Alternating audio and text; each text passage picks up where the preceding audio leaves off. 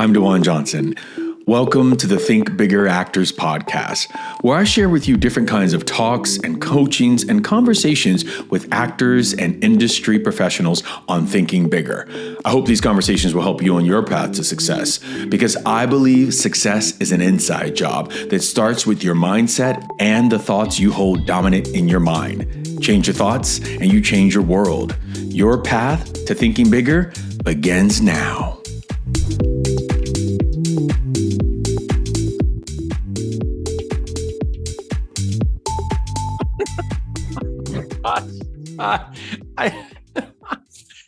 I have, before we start, I go through a little Q&A just like to make sure that our guests have everything they need. And Josh has got me cracking up, and we haven't even seen.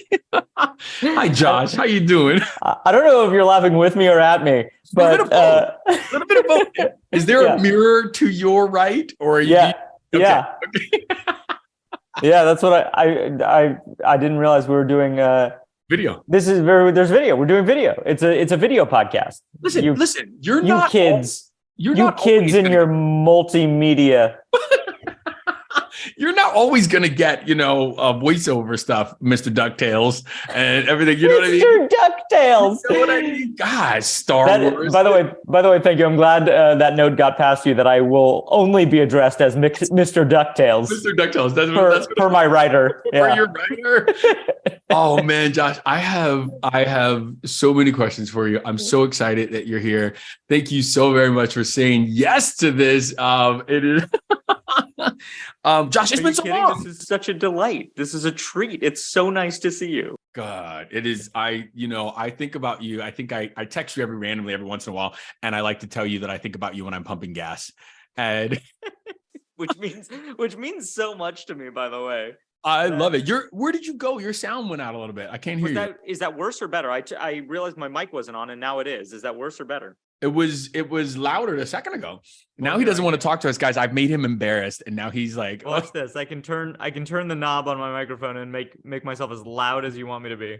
That's better. I just wanted to check mine. I apologize. I didn't want to deprive you of my incredible Apogee hype mic sound. And no, I'm not being paid by them. Oh, you sure? Should you be though? Should you? Well, I'd love to be. I love to be paid by them. Everybody that doesn't know this, I don't know if it's fair to say, but back, Josh and I used to work together. We used to teach at Stanker Studios.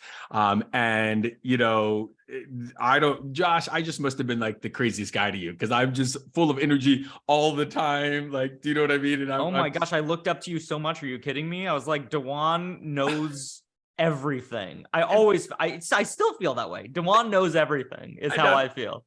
That's doubtful. Now I know nothing. Wait, you and I used to terrorize Colleen about Game of Thrones, right? Because she didn't know anything about it. Or did you not know? Yeah. Oh, right. For sure. By the way, Westeros is I think that one. I can't do the weatherman thing. I think that's Westeros. Oh, I'm so jealous. That's so good. It's so I can tell you where to procure one. Oh, I am. I love it. But I used to just say, Josh, when the pandemic happened, I was thinking to myself, I was like, this must be okay for Josh, because you didn't like the hugging and the shaking of the hands and all that stuff in the beginning. So, what did you think when the pandemic came on? Well, as my brother said when it started, some members of my family have been preparing for that exact situation for their entire lives. So yeah, Brenners with OCD were very prepared. The best thing that happened to me is that I got COVID week one of in March 2020. I got it right away. And it sucked. Was it bad COVID? It wasn't fun for sure. I mean, I obviously, compared to what people went through, I was very lucky and didn't have to go to the hospital or anything, but I was down for a couple of weeks.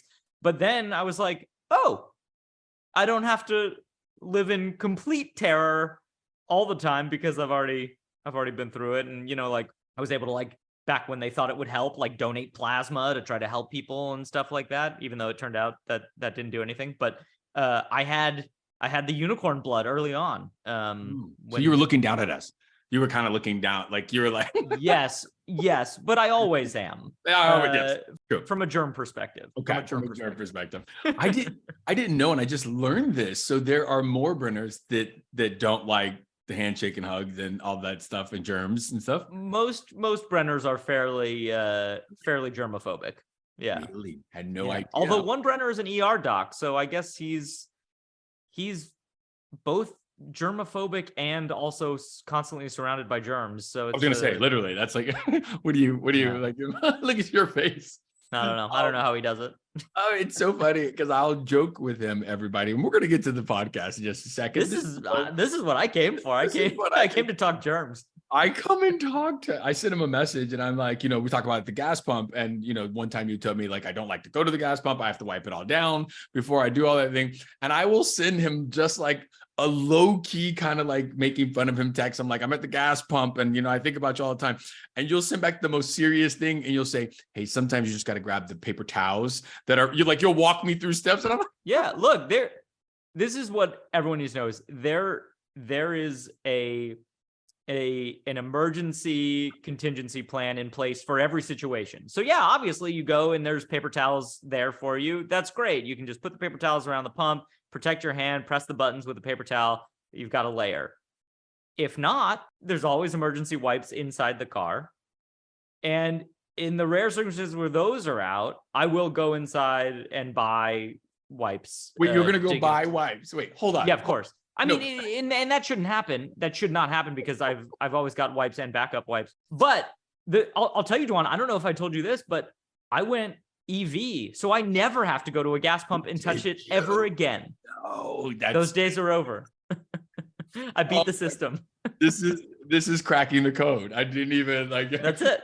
So the only pump you use is the what do you call it when you're plugging it in at home, my own personal, touched only by me. Not even my wife's allowed to touch it. I'm the only one who touches it. Yeah, and I didn't get an EV to help the environment. I did it so I wouldn't have to touch the got pump. Great. Anymore. I mean, I figured that was going to be the reason. That makes sense. It tracks. Welcome, Josh, to the Think Bigger Actors podcast. Okay, yeah. Now you can start the podcast. Cut the first 10 minutes. No way, because I think people need to know. It is really, really, really good to see you. I think great to see you. Besides bumping into you, it's been a little bit of time. I'm gonna slow us down and start with some serious, really easy lightning round questions because there's things I don't know right now. It'll be 3 big ones, quick ones, and starting with, what's your favorite role you've ever played? Oh, good heavens. Well, does high school theater count or does it have to be something else? No, it probably is Mr. DuckTales. Like, I don't like Mr. DuckTales. I mean, honestly, my favorite role I ever played was probably like in college in this weird theater troupe where I played a pink poodle, but I assume that's not really what you're asking.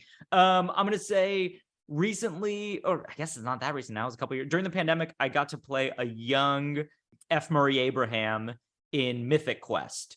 A young version of his character. So I'm going to go with that. Okay, great. So lightning round question number 2 is, what's your dream role, or like, what are you dying to play?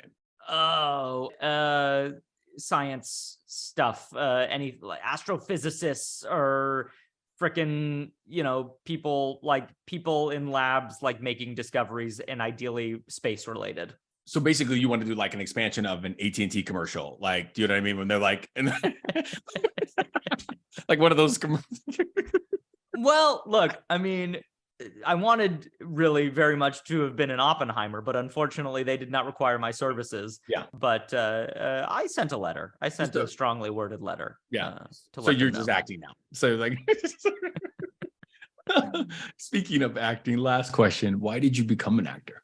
Because I hurt my knee in Little League and did the school play. That was not the answer I thought you were going to say. That's the truth. That's the truth. I was in like 12-year-old Little League, whatever, or 11-year-old something. I don't know, under 12.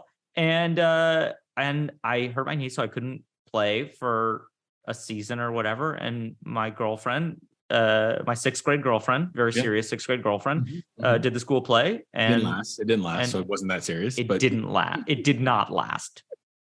Yeah, the trades are going to, the gossip rags are going to be very interested to know it did not last. Yeah, so I did the school play, and that was it. I love that. I love it. Do I get to ask you questions? Why are you an actor? Whoa. So what's attacking? He came I'm furious. If you're watching this on YouTube, he's like straight up in the camera, like looking down on me. I became an actor. Listen, here's the thing about like my story about being an actor. I don't know if I've said this a lot in public, is that it was wrapped and steeped in trauma, right? And it's not like I'm over it. I've been through a lot of therapy, but I grew up in such a volatile home. And it was so much chaos and fighting and domestic violence and stuff like that, that I honestly loved the escape of it all. I loved the play. Outlet. Yeah. And it was so fun. I wasn't trying to make anybody else, like comedy people, like I just tried to make them happier and smile. I really enjoyed the escape of it all. And I got to play in my first play. I got to play the Scarecrow, and I fell in love. It was Wizard of Oz. And I was like, I get to do this. And the energy from the stage was wonderful. And so like, it is a tragic story, I think, at the beginning, but I always say, don't cry for me, Argentina. I was on a show for 7 years, right? Do you know what I mean? It's like it's steeped in stuff, but it's always good stuff. So I'm here for you. This audience has heard all of my boohoos. And they're like, but it's been a while for me. I want to. Can we just do this for us? You all like, yeah, right. We'll do this one's for us, and then we'll record one. We'll record. What's this, by the way? Look at us. Isn't that horrible? Isn't that absolutely horrible? What is under your nose? I don't know if you know, because you popped on. You can hear it over podcast. It's there's a gentle rustling above my lip. I just finished a job where I had like the grossest, fullest beard. I mean, beard is a generous term for what it is. I'm very prepubescent. I have like patches everywhere, but I had a lot of hair on my general face area. And I've just been whittling away at it since the job ended. And this is the end. This is the end. This is the last. Got it. This is it. I'm so happy that it stayed for us. You're welcome. You're welcome. I know. That's a real gift. It's a real gift. One of the things that I don't know a lot about, though, is, if you care to share, we were we were teaching together. I know you left. You were off to do Big Head. That's not the name of it. Hold on. Guys, it sounds like I'm giving them crap. That's what the series was called, as far as I'm concerned. Was called Big Head, right? Yeah, as I recall, that is what the title of the series was. This is so Big Head and Friends. Big Head's Valley. And so you went off to do Silicon Valley, and like I said, we've seen each other intermittently, like and at a restaurant or something. Not enough. Not enough. We will definitely say that. And then you end up at CAA, right? It's like, this is the guy, we're here. And then boom, we're here. What was that like on your side? Because it feels like from outsider, it's like on one day he's on this show, the next day he's on that, but it might not have happened that way for you. Like, what was that trajectory? Because for me, you moved out here. Wait. I can't wait to hear. You hurt your knee in 6th grade. You moved out here. We taught together. You got Silicon Valley, and you're with CA. That's how it all happened. That was it. That's so. Yeah, for me, it was just panic followed by anxiety followed by panic. Is sort of how it went in my mind. I don't know how all that happened. So I had a great agent who was a friend, basically a friend at TalentWorks for years, and she put me on all my kind of first jobs. I was on a show, a very short-lived show called Glory Days on TBS a long time ago, before you're regular on that, weren't you? You're regular. Weren't you a regular on that? Yeah. Sort of in a similar way as I was on Silicon Valley, where I was like a regular. That was in air quotes for those not watching. But then, two things sort of happened. One is we had some issues, as sometimes can happen, and I won't go into any of that. But the other is that my wife, Megan, who Megan Falcone, we started writing together. And TalentWorks didn't have a literary department. And CAA obviously can be very helpful in that realm. So yeah, when we started getting serious about writing and sort of selling some stuff and all that, we ended up at CAA.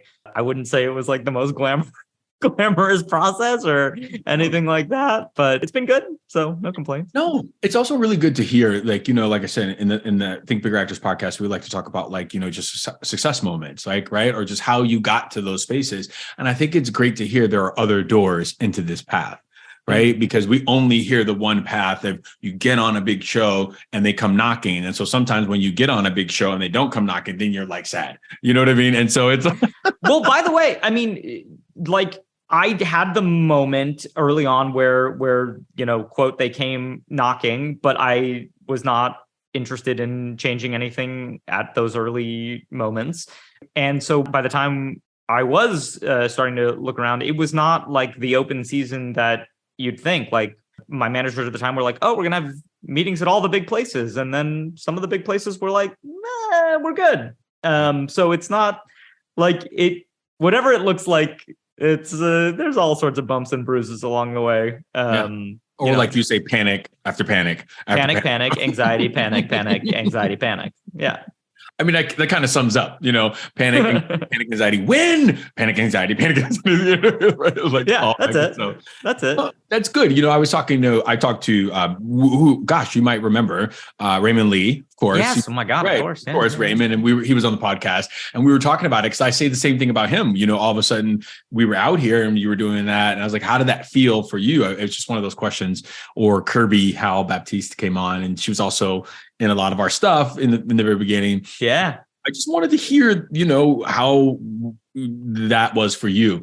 And I guess, which I didn't know you were selling, you and Megan were selling stuff are you, I'm just going to ask, are you all writing a part for a handsome black man? I just, I feel like I felt like it was the moment. But it might not be the moment by your face. Like for me. Listen, was it not the moment? Did I misread that? Let's absolutely talk because we need all the help we can get these days. So DaJuan, if you're available, we would love your help. Okay, good. Please. That's good. But I'm thinking also in terms of, and we're going to whittle this down just a little bit before we move on about like, how do you feel like I don't want to use TalentWorks because that feels like too personal, but like use all of your past agencies that you've ever been with. Like, do you feel like you move differently because you're with one of the biggest people in town? Meaning that like, is it like they call you all the time? There's like Swiss cheese, but like, dude, I don't know. Like, I'm not with CAA and I'm just wondering because I think sometimes, let me get clear on this. Sometimes when we don't have a vision of something, we can't see something, we feel like we can't achieve it, right? And like, if I can paint this picture like, oh, I am also getting ready with all of the stuff I'm doing at every level of, agency or thing I'm doing, career move or whatever, then I want to be able to like help others see that as well. Does that make sense at all? 100%. I think a couple things. One, I think the idea of these things of CAA, of UTA, is one of the versions of them, right? Mm-hmm. And I think ultimately it's about the relationship you have with the individuals that you're working with. Because like, I think plenty of people have gone to those places and been like, what is like, there's nothing here for me. And plenty of people have gone and been like, it's incredible. I think there's trade-offs, right? Like CAA has the ability to do things very easily that smaller agencies can't do, right? Like they can have access, they can make a phone call. Like I remember years ago, I was taking a trip to New York and I was like, hey guys, like, should I like take any meetings or something while I'm in New York? And one of my agents was like, yeah. And like set meetings in New York. And I was like, oh, that's cool. By the same token, like my agents have clients that are like real famous. Yeah. I'm totally a small fish and I'm fully aware of the size of my fishiness, but you're just gonna keep on that analogy. Just keep swimming. Yeah, so like there's trade-offs. Like, yes, CAA can certainly do things that a smaller agency can't do. But I had relationships, a closeness of relationship with past agents that I don't have at a bigger agency. So, it's like, but I do think it's ultimately it's just about the individual relationships you're gonna have. Like, if the person who believes in you and you trust is at Gersh or at APA Westeros, or at, agency, Westeros and Partners, then that's all that matters. Like I genuinely believe that. Like, did you believe that before? Yeah, absolutely, yeah. Like again, like I had an agent that was a friend, and like that's rare. It's rare. Right. Like that's a rare thing. So I totally believe, like, if you find a person that is going to like do the work for you and trust you and you trust them, then I personally believe it doesn't matter where they are. And there's ups and downs of both things. Yeah. I love when you just said that the image that we're talking about is one version of them. Right. It's one version. It's right. We this is what we see and we glamorize it. And we're like, oh, this is what it means. I will have made it when I get at one of these places. Like, you can't make it anywhere else. And you hear it a lot thrown around. Like, people want to be at the top 5, the big 5 or whatever. And so it's very interesting to just remember that it's one version of that. And I've talked about this before, that I got with my dream manager, Untitled, which I'm still with, but I got with them. And I would say a year or two in, I was ready to leave them. I was ready to leave because the manager that I was with was not performing. It was not what I thought it was going to be. I felt very, just like shelved there. Turns out he ended up getting released from that place and stuff. Well, but I stayed on, but that's what it was. It was like, do I stay because of the cachet, or do I go because my dream and my career is bigger than just me having this version, And so I love that you said that. I don't think I have ever heard it's one version of them. That's a good one. Yeah. I mean, I think two things. One, I think, the higher up you go in the sort of representative business, the more they are expecting incoming calls, and you want outgoing calls to be happening too. So what do you mean by that? We might not understand. I think I get incoming calls, like people looking for Josh. Or like relationships you've developed over the years with casting offices, with writers, whatever.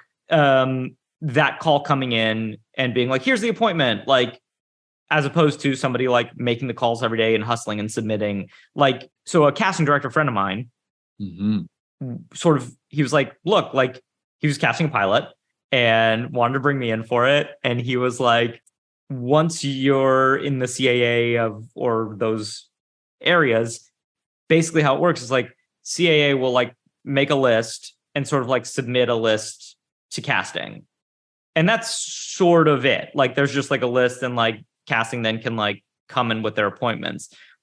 There's probably, depending on the project, a lot less of like, you got to see my client. Like, he's perfect. Like, that kind of thing. Like, it's just kind of a different system in terms of how the hustle works, I think. Yeah. I love that. Do you think it was this system that got you to star next to Snoop Dogg? No, guys, I seamlessly like just slid that in there. I mean, he didn't even see Snoop Dogg, and I just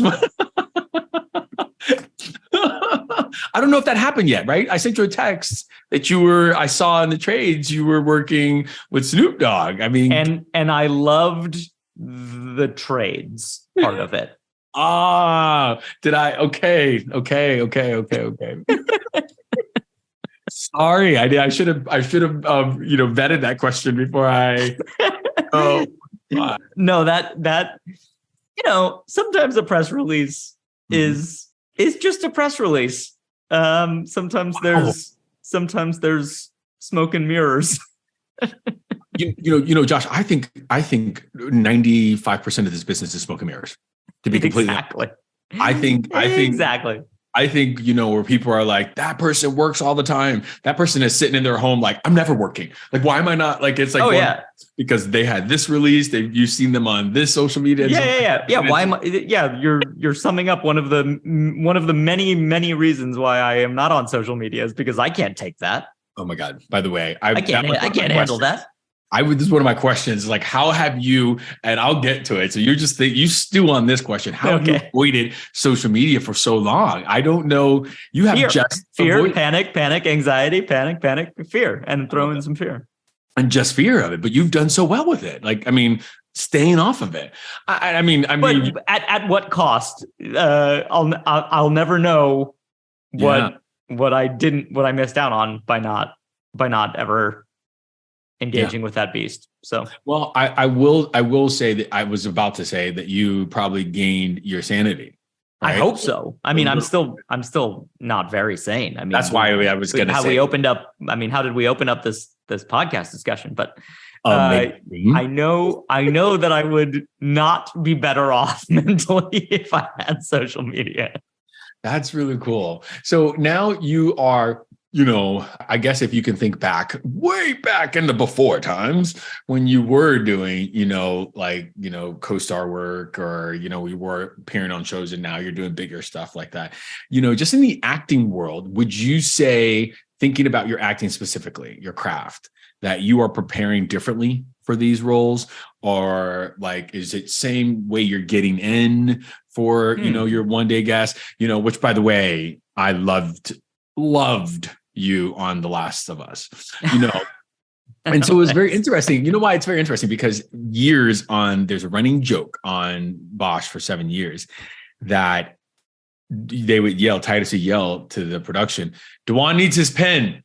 And like his pen, his clicky pen, because I would just do this and I would just flip the pen and I would click it every once in a while. Yeah, it's amazing. And I would just when we're talking, when we're on set and they're talking, it was my thinking. Like I would just be thinking with it, and the sound would just be like, DaJuan, please stop. And I was like, gosh, and Titus called it my metronome. So when I saw Larry, what was his name? Murray? No, Murray, I think. Murray, yeah, right. Maybe. When I saw him on Last of Us, I was like, and I just kept focusing on the pen. I'm sure you said great things, but this started the whole Last of Us. It was about the pen. Well, I mean, yeah. So Craig Mazin, who showrunner and directed that piece, he basically was like, "Oh my God, sorry, give me 1 second, my brain's."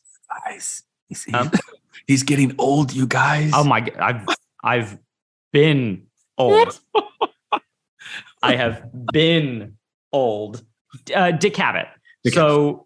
So I just sat and watched a lot of Dick Cavett doing interviews, and that's where I got the pen from. He was just always kind of like fiddling with the pen, and I was like, "Oh, that's great." I love business too. I have the same thing. Like anything tactile or whatever like that, I love. So yeah, I guess I should have been watching Bosch. I could have just copied. You really could have. Could have just copied DaJuan. I'm going to be honest with you. I don't think that you weren't. You just pulled out this other person's name, whoever his name is, and you just wanted to throw me off the scent. But I know you were DaJuan Cavett. Yeah, right, exactly.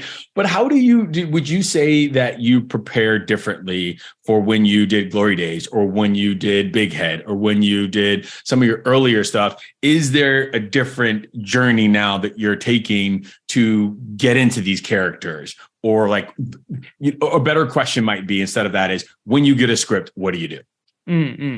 It's a great question. I would say things are pretty much the same. In the old days, I probably was 100% looking for jokes and ways to hit comedy as hard as possible. And I would say I'm probably still like 80 to 90% guilty of that. But I think probably character and like actual, just thinking about moments and the reality of a situation are more important to me now. And yeah, like, I don't know. I think it's probably pretty common that when you're starting out, you're hitting things hard. And then as time goes on, things get a little more grounded. I think that's probably the main difference. And And then I guess also just because I've been writing more in the last few years, looking at a script from a writing perspective too is, whether for better or for worse, is part of it. It sounds like you glean some things from that.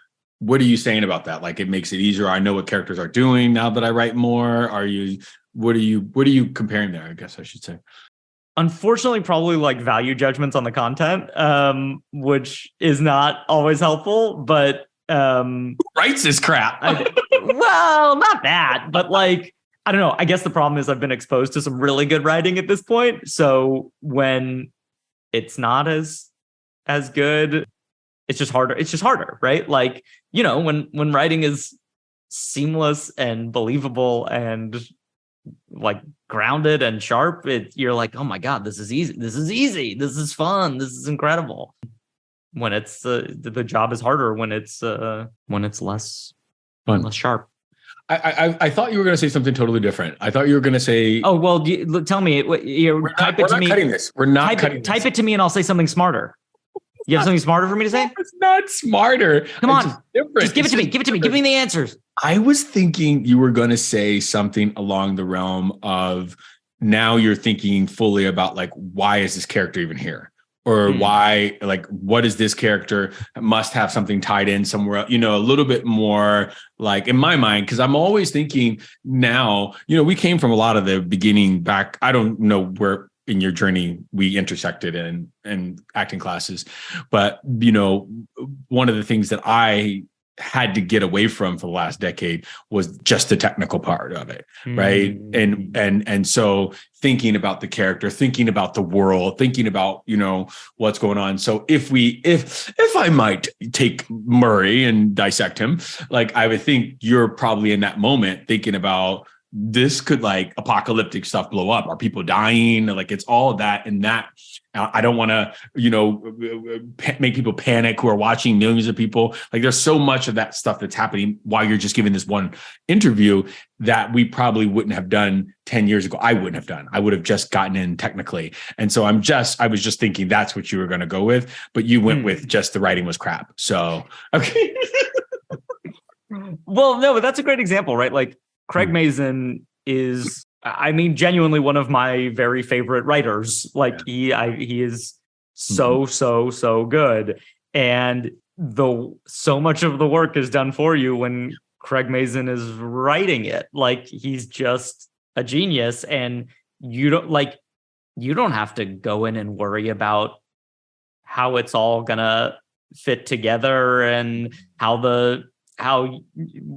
your piece has to.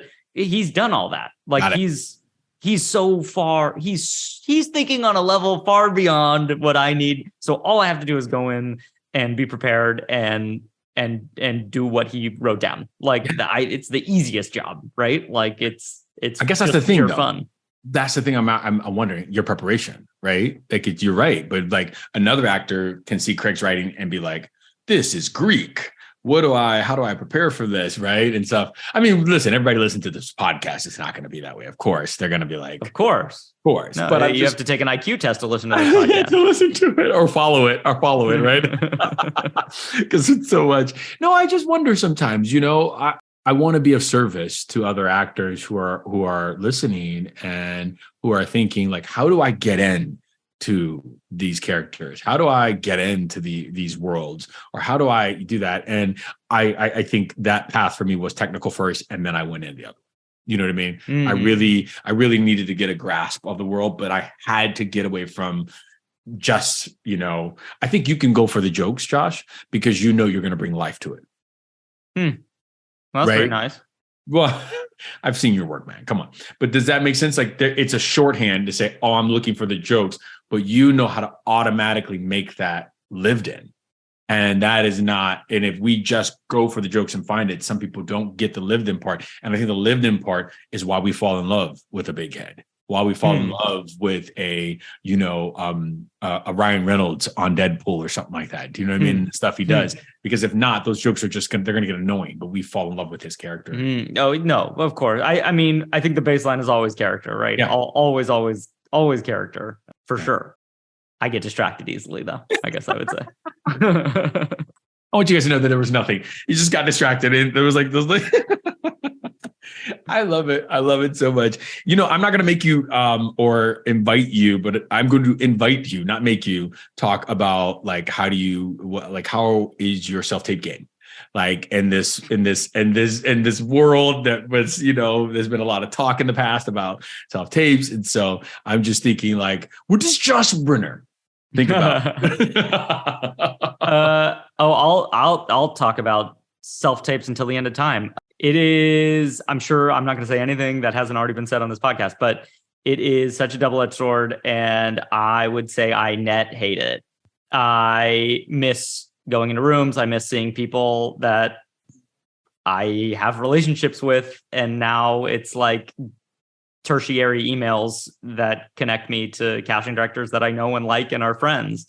So I think it's a bummer overall. I really miss feeling what it feels like to go in and chat and do the job. And then because I have people that I know that are like, oh, that's not it at all. Like, it's actually this, try this, I think is so valuable. And I think so much of that is just lost and gone forever. And I mourn it.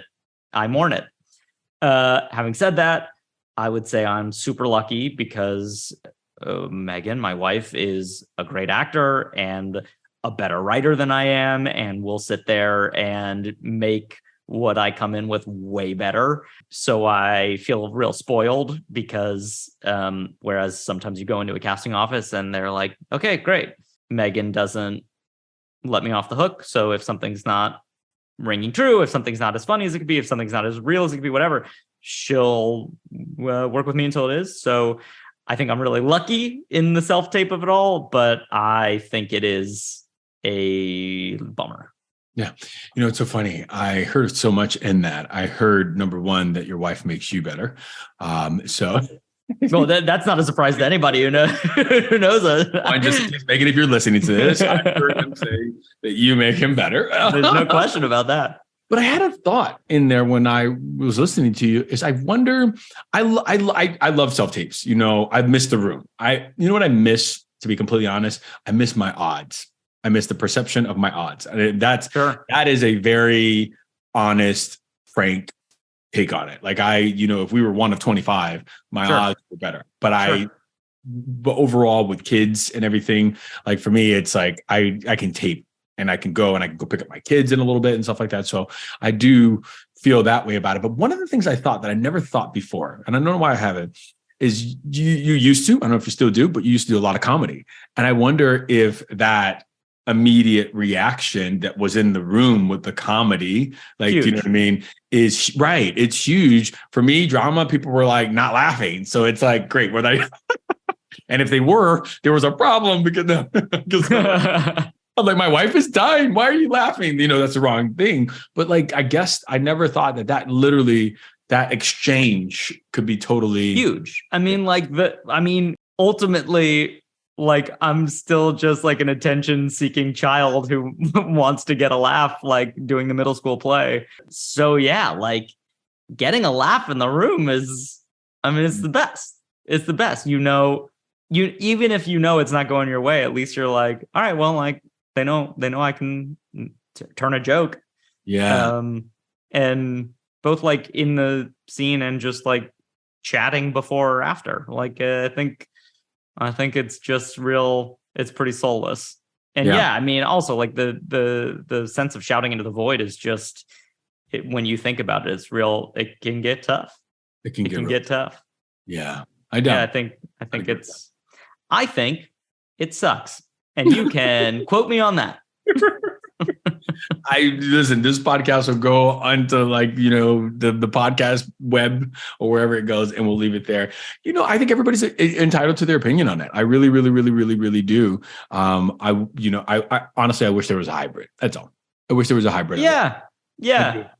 It'd be nice if, like sort through and then instead of whatever dreaded Zoom callback or whatever, like we all get together. And I mean, a friend of mine just, I'll be vague because I don't know what's public and what's not, but a friend of mine was just doing a job in New York, made a tape for a pilot out here, And I think they did like a Zoom callback and it went well. And they were like, we need to see them in a room together, and flew him to LA for like literally 6 hours so that he could chem read, and then flew him back so he could finish the job he was on.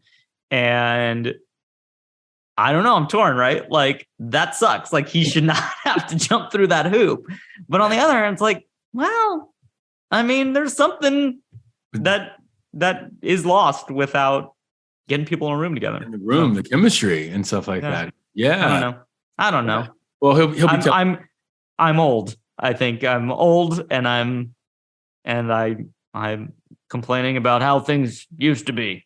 Yeah, but that's a good thing. I wonder if we're all, tapping into the constraints and the conditioning of old habits, right? And it's like, how do we get up against these? I don't want to use color headshots. I want to use yeah, totally. Right? Totally. It's like, I have so many black and white headshots, and it's like, well, how do we evolve here so that, it gets into a different space? So I just wonder. Sorry.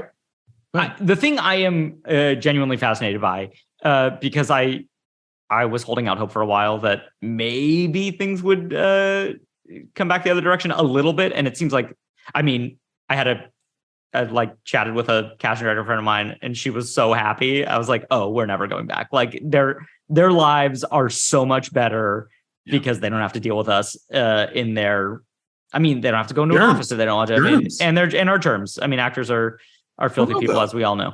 Yeah. But the one thing I've been curious about is the number of people that will not work out in a job when cast off tape, and if that causes some blowback, right? Because you can very successfully make a self-tape if you cannot learn lines. And you can very successfully make a self-tape even if you don't know anything about how to be on set. And you can also very successfully make a self-tape if you are a monster of a person. Some of these things were things that would be weeded out in the room, and why casting directors were the first line of defense to make sure that who ended up on set is a decent human being and capable of being on set and capable of learning their words. So I do wonder if enough people will create troubles that there will have to be some form of in-person something just to check. But I don't know. Well, that's very interesting that you say that. Before we even went to full self-tapes, I remember in season 4 of Bosch, where I was shadow directing on this episode, and we had an actor, I'll just say an actor, could be an actress or an actor, whatever you want, an actor who was booked off a self-tape, right? But got to set and fell apart. Right? Got to set and fell apart. I don't know, I should say, if one of their calls was in person or something, a second call, whatever it was, but they got to set and they fell apart. Yeah. And that person got released that day, asked not to come back. But here's the thing. We had to go back 2 days later, right? The new person, and shoot that entire scene. That's thousands of dollars. That's a lot of money. It's a lot. And that's my question, right? Maybe that doesn't happen enough to be an issue. Maybe it doesn't. I don't know, but I imagine it certainly happens more now than it did in a pre-self-tape era, right? Like, there's got to be more of those issues creeping up unexpectedly than when people had to go to a room, be prepared, be a human being, know their words. And I assume nobody listened to this podcast because you would never allow it. But how many people do you know that prepare their self-tapes either with somebody scrolling their lines for them just off camera, or having them scrolling on their laptop and don't know the words? That happened today, 4 hours ago, when I was helping a person who we both know, who is just has adopted the thought of, I'm not going to learn my lines for my first run. Sure. Which, by the way, totally fair. It's a lot of work, and why? There are ways around it, but I assume this person we both know is should they get hired, we'll definitely be prepared and we'll know Right. what they're doing. But that's not the case for everyone, I think. Right. They also have cachet. Like they have the name. They have like they've done stuff. They've done it. Yeah. So yeah. You know what I'm wondering? I'm also wondering as I slowly skip, out of self-tape land, that it feels like you haven't misstepped in your career, or what I know, right? It feels like you've made some. He's laughing at my question. I don't even understand. Oh my God. I'm so tickled. I'm so tickled. Oh, if you just had 10 minutes alone with my psyche. I just want to know though, like, I guess I'm wondering what are some of the things that you might have thought were mistakes that you might have made in this industry, and like, how did you, get over them, kind of like thing. Oh my gosh. I mean, we only have time for one or two. Like, you know what I mean? Like, you gotta watch this on YouTube, you all. It is so intense. Intense. It's so intense. I would say that sometimes you can find yourself in a situation, I'm going to be very general, where you thought you could trust someone, either a director or someone who's like making a small movie or something independent. And then you get into that situation and you realize you can't and you couldn't, and it doesn't feel comfortable. So yeah, like, I think there's always situations that crop up where you're like, oh, damn, I should have not said yes. Yeah. But I say yes. I will never stop being someone who's like, I get to work. Someone's going to give me a check to go and be an actor. I'll take it. Wait, you still feel that way after all the success you've had? What's up with that? Tell me that. I don't know. Like, I never believe that a next job is coming. Shut up. I'm serious. No way. I'm serious. I am. Stop. You're at one of the biggest freaking. You can ask Megan. Like, I just finished a job, and she's like, oh God. She says, I don't know what the next job is. So I'm a mess. Yeah. So do you really? So it's interesting because I hear this a lot. You know what I mean? I had Jamie McShane on, he did Wednesday, right? He's on Wednesday. He's done Bloodlines,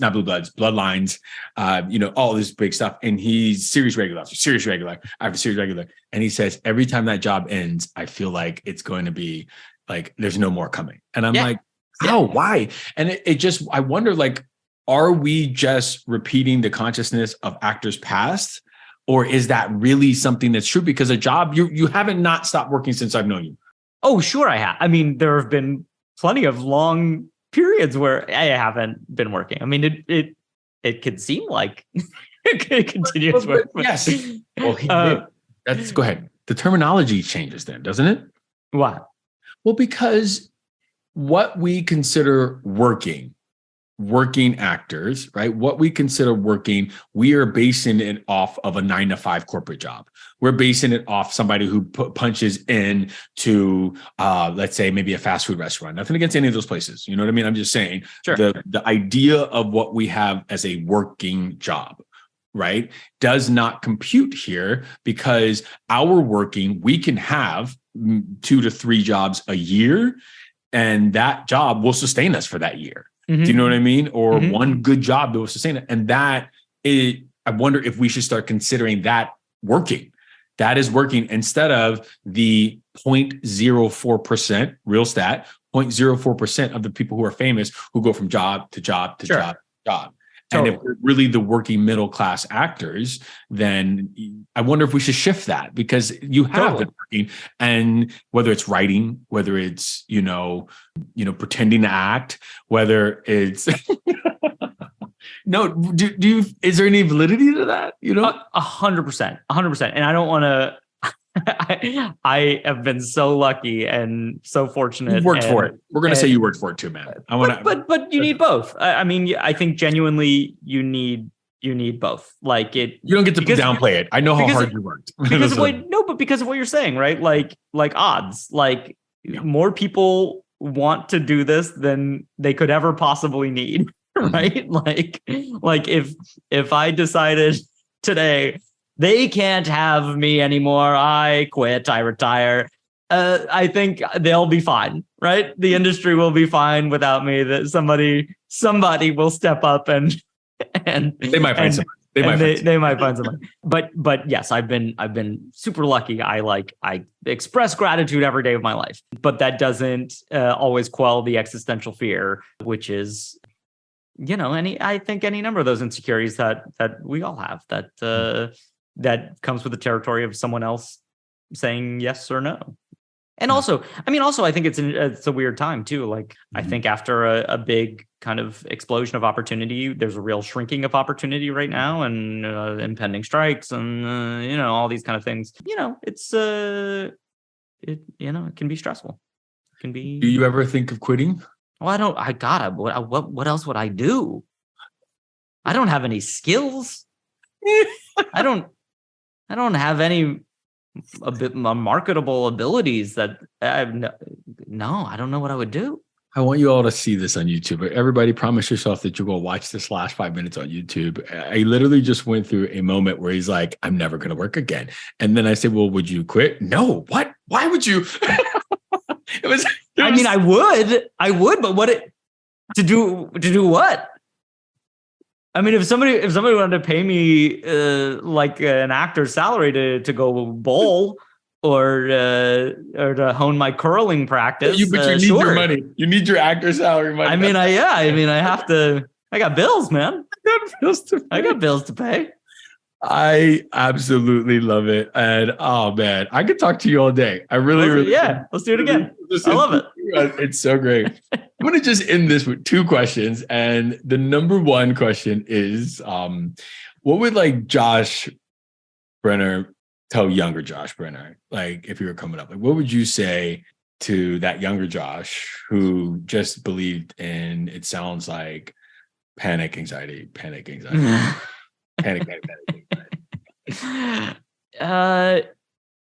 I'd probably say, put your nose to the grindstone a little bit more. Make your own stuff, write more, shoot stuff, do more stand-up shows, just like hustle a little bit more. That's probably what I'd say.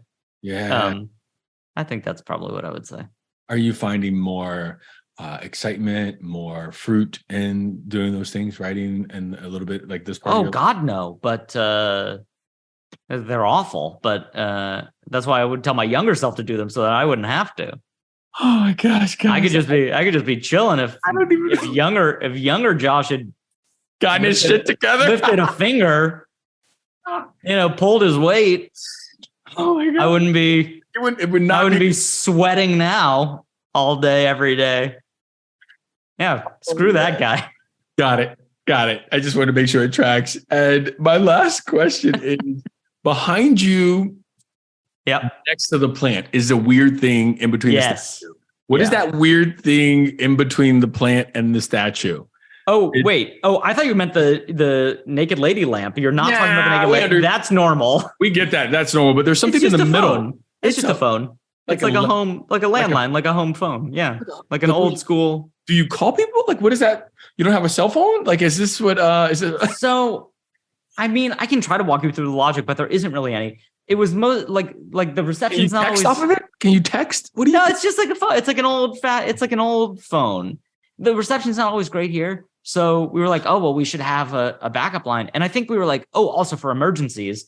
But it turns out, like if the power goes out in the house, so does the freaking phone line. So it's just totally pointless. You don't need it. It's a pointless. It's a pointless artifact from the past. Got it. That you can't text. It's going into audition rooms. All right. That's what I have back there. Way to do that. Live auditions. In your world, that's called a callback, right? Thank you. Thank you so much. Thank you so much for that recognition. Thank you so much, Josh, for coming on the podcast. This has been a great time. It is so good to see you and talk, man. It's been way too long. Josh Brener. I just love me some Josh. What a phenomenal actor and a person. And like I said, he works all of the time. But yet, he said something. He said something, I never believe another job is coming. And after all the success, this was his thought. We've talked about this. Same thing as so many other actors on this podcast have said before. And honestly, we hear this a lot being repeated over and over and over again. But I was like, how can you be saying this after working so much? And we just heard Jamie. If you haven't heard Jamie McShane's podcast that's earlier this season, go back and listen to that because he breaks it down as well. And I was just like, okay, this is what you think as well. Another booking always comes, but you always think that this is my last job. I wonder if there is space to cut down on the mental gymnastics we take ourselves through before, during, and after booking a job. Come on, pull up a chair. This is the D12 shot, y'all. This is it. I think it's time to let go of the consciousness of actors past. I've been saying this, I'm going to say it over and over and over and over again. Those actors, they lived in lack and scarcity and stepped into, we need to step into a new way of viewing this industry that we are in. What if after every job we had a better ritual than feeling down on ourselves, then saying it's never going to happen again, then feeling all the feelings and thoughts of actors past? What if we did this? Number one, we said, thank you, more, please. And we really just sit in the awesomeness of the experience we just had. So let me put this in first person for you. What if you really just sit in the experience that you just had? And you said, thank you, more, please. And you ask yourself, what more about this experience would I like to call into my life? So say it to yourself, what more about that experience would I like to call into my life?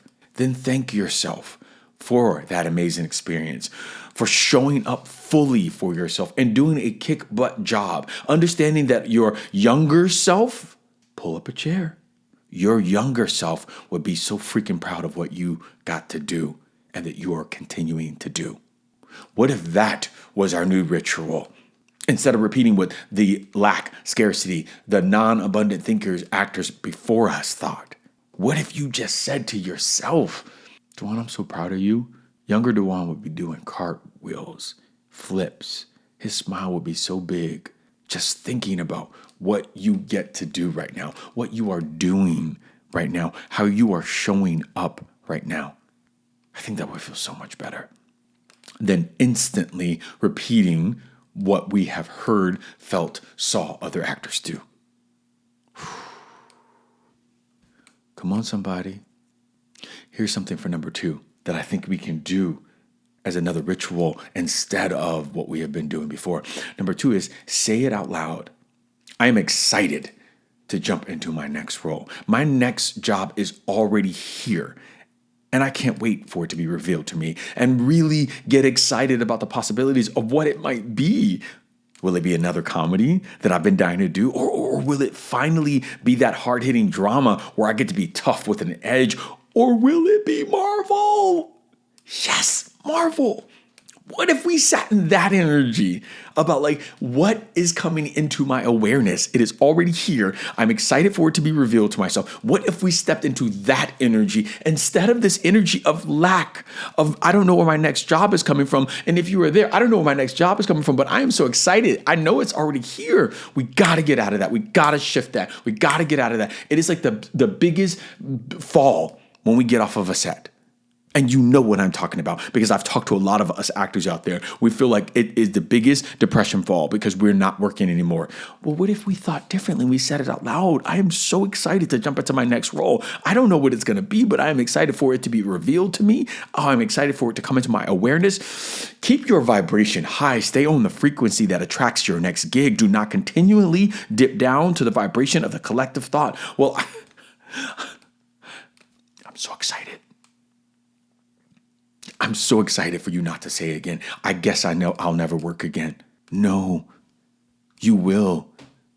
You did not come this far just to get this far. I'm going to tell you something. I don't always know when, where my next role will come, but I always know it's coming. I always know it's here. I just feel it. I just know it. Why rake yourself over the coals? Why feel bad in the space in between when you are on hiatus from your next job? That's all I am right now. I'm on hiatus between jobs. We need to do this differently in our industry. We can't compare ourselves to a banker, a teacher, a lawyer, or anyone else. We have a different way that it happens for us inside of our entertainment industry. So we have to make sure that we are built differently, that we think differently, that our consciousness matches different. That starts in our mind. It starts in our mind. I'm so excited for you. I'm so excited for me. I'm so excited for the actors I don't know that this is reaching. I am so excited.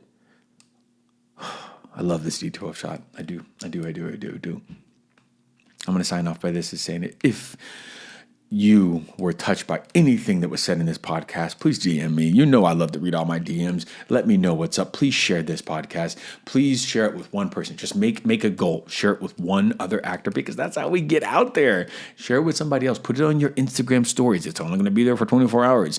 Put it up there. Tag somebody. Say, this is what I was listening to. Screenshot it. Please do that for me. And I just want to say this, because people like ask, I just want to pour into you the way you've poured into me. This is what you can do. Just keep sharing it. That's all I ask, is keep sharing it. And I'm going to sign off the way I've been signing off this entire season. Remember this. Don't quit. Don't get out of line. Borrow my faith in you, because I am rooting so hard, so big for you. Till next time.